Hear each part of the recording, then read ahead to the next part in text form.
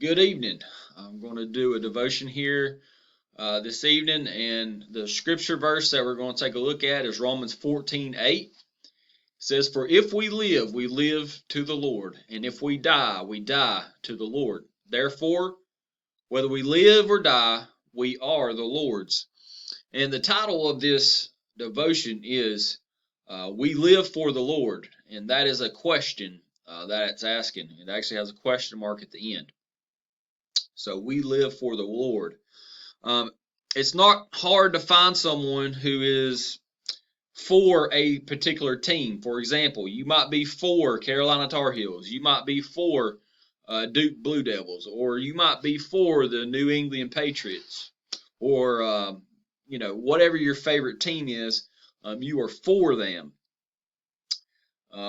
Americans are for America. We relish our identity as Americans as we celebrate our independence each July the 4th. When you're for something, you identify with it.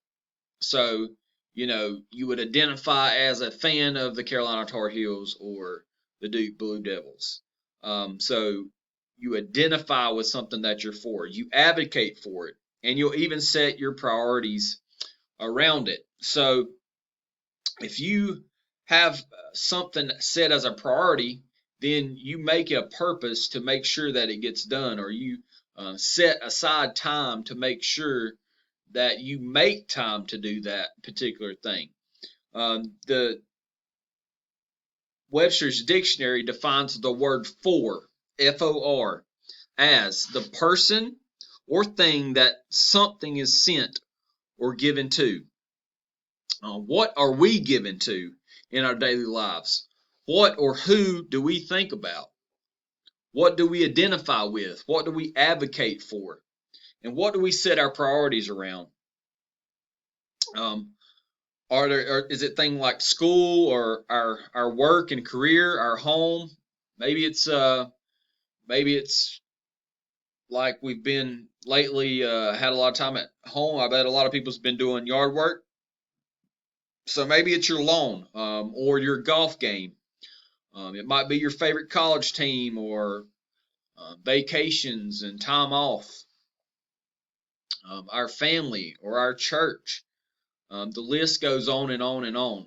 We could plug in whatever we are for there, setting priorities for. It says when we think about the time and attention we give God every day versus what we spread to the things on the list that we were just talking about, it's almost comical. The Creator God who invited us to call him Father wants to be our best friend. Think about that today. Just think about how, God the Father, who sent his son to die on the cross for you and me, how he wants to be your friend. He wants to have that relationship with you and with me. He wants to be able to provide and talk and communicate with us. It says, yet he only gets a few minutes each morning before we go to school or before we go to work or before we hit the gym. And that's if he's lucky, right? He's only getting a few minutes of our time each day.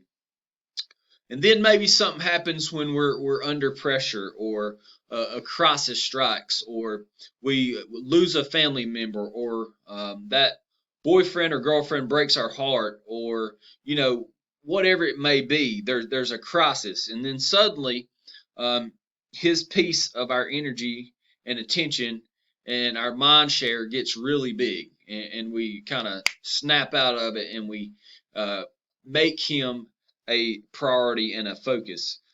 So how do we change that? How do we live for the Lord? How do we know when we are living for the Lord? And it says when we're thinking about, these are some things that would be obvious. So when we're thinking about praising and thanking God, when we're looking for opportunities to serve and show kindness to others, the best thing is when we slow down and we read His Word. We read the Bible. We read the Word of God.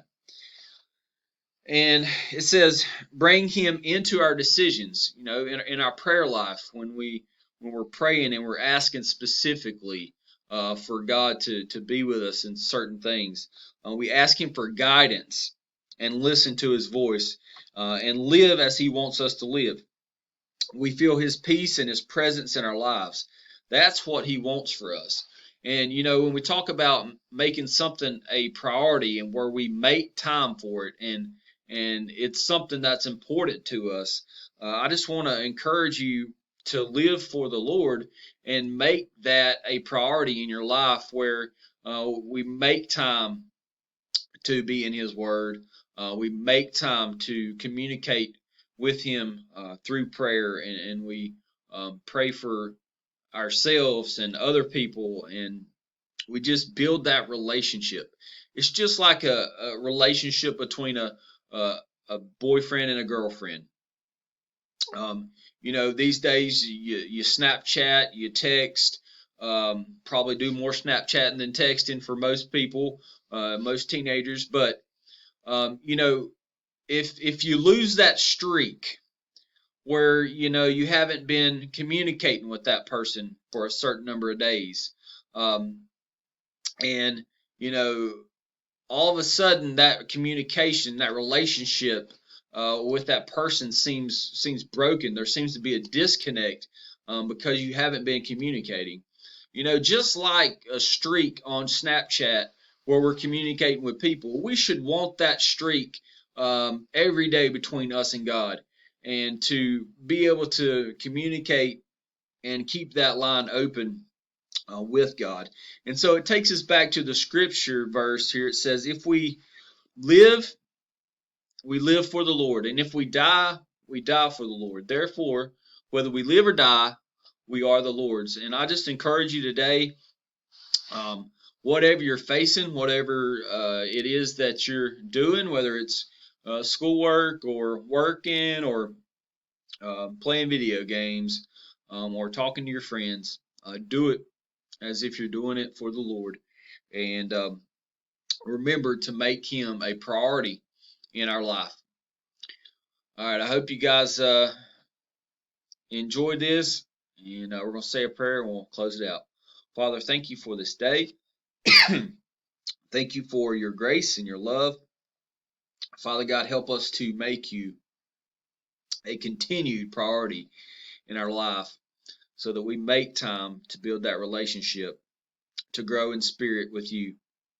Father, help us each and every day just to open our eyes to scenarios and situations around us, Lord, where you want to lead and guide us, and may we look to you for guidance in all that we do.